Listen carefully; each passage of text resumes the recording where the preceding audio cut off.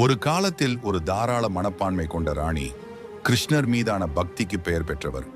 அவளுடைய நற்பண்புகளை கேள்விப்பட்ட கிருஷ்ணர் அவளுடைய நம்பிக்கையை சோதிக்க முடிவு செய்தார்.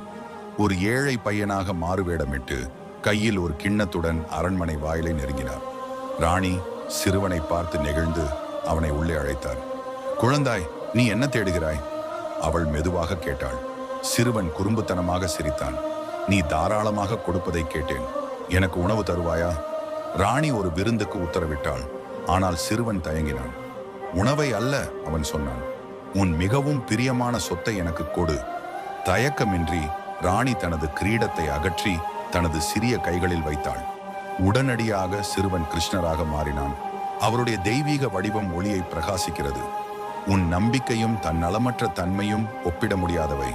கிருஷ்ணர் அவளை ஆசீர்வதித்து கூறினார், உன் ராஜ்யம் என்றென்றும் செழிக்கட்டும். அதனுடன் அவர் மறைந்து விட்டார். ராணியை எப்போதும் இல்லாத அளவுக்கு பிரமிப்பிலும் பக்தியிலும் ஆழ்த்தினார்.